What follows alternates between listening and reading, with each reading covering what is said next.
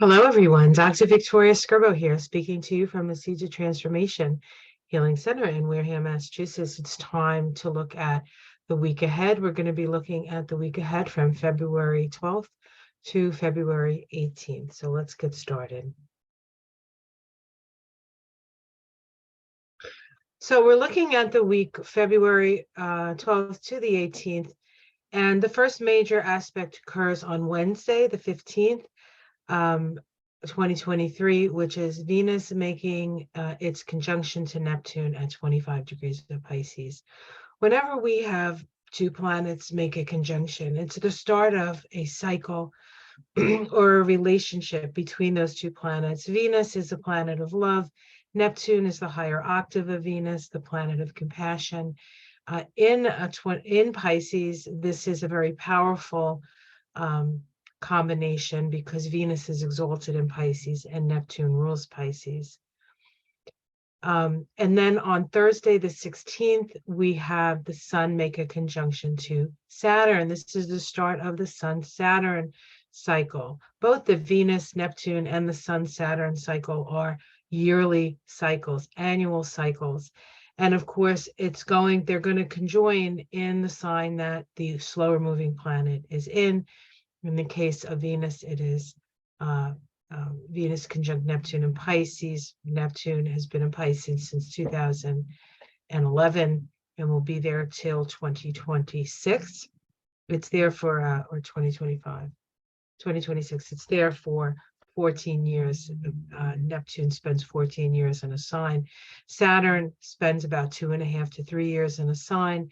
And the Sun conjunct Saturn in Capricorn is the last time the Sun-Saturn cycle will occur in Capricorn for another 30 years. So this is significant in that respect. On Friday the 17th, we have a waning sextile between Mercury and Jupiter. Mercury and Jupiter are the two planets associated with the mind. Mercury deals with our conscious reasoning mind, whereas Jupiter deals with our more intuitive, psychic, perhaps, mind. And then on Saturday, the 18th, we have the Sun ingress into Pisces, the Sun ingress into Pisces. So let's look at each one of these things individually. So Venus conjunct Neptune at 25 degrees of Pisces. This is the chart for the US, for the United States, and we have that conjunction occurring in the first house.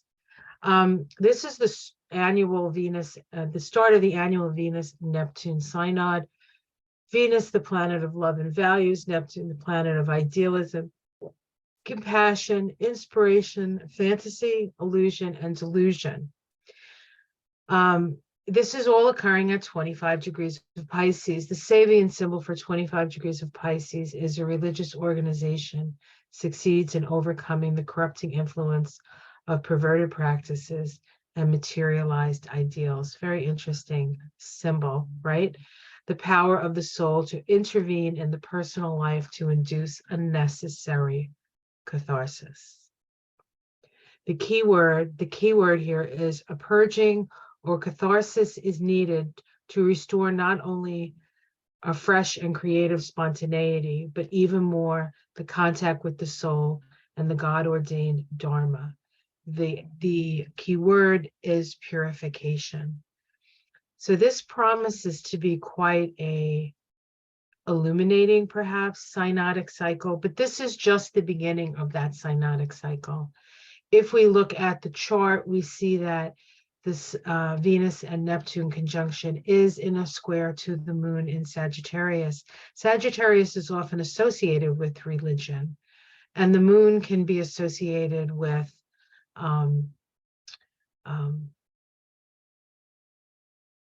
the past. The moon can be associated with traditional things. And so there's a challenge here between maybe our religious beliefs connected to or in challenge to really what true compassion means. true compassion means. And that's really the only major aspect occurring to this conjunction. If we look at this card associated with the vibration of the day, we have the Queen of Wands, 24 over 6. Wands is about spirituality. Wands is intuitive, it's fire. The 6 is about responsibility, conditional love, community. And so this deals with our ability to respond to what the community needs. And of course, the Queen of Wands is the queen of her domain. She can be very generous of heart and the keeper of the hearth, the keeper of the hearth fire. The hearth fire was the fire that you would have to keep it so that the next day you could relight it to warm you. So it's about really sort of that energy of the eternal flame. The 24/6 vibration, the Queen of Wands, is associated with the sign of Leo. We do have Black Moon Lilith here in the sign of Leo. Sometimes Black Moon Lilith can be where we're willing to go to extremes. Leo is a heart-ruled sign, ruled by the sun. And we have it sitting in the 5th house in the US chart anyway. And because, and if we had an Aries rising chart, it would still be in the 5th house. So there is care and concern around children. So there can be, this can bring up issues of what we need to do to protect our children, despite what we believe in our heads. This could have something to do with, at least in the United States, with the gun culture. So we'll see. On the 16th, we have the Sun conjunct Aquarius. I'm sorry, Saturn and Aquarius. As I said, this is the last synod between the Sun and Saturn as Saturn moves through Aquarius, right? And Saturn is going to be moving into Pisces. Next year, this conjunction of the Sun and Saturn will occur in Pisces, but now we're still in 2023 working through this synod. So this is the seed that's being planted at this time. This is the start of the Sun Saturn synod, illumination of the structures needed and the energy to create them. 28 degrees of Aquarius, a tree felled and sawed to ensure a supply of food for the winter. The knowledge and skill used in its natural surroundings for the satisfaction of vital basic needs.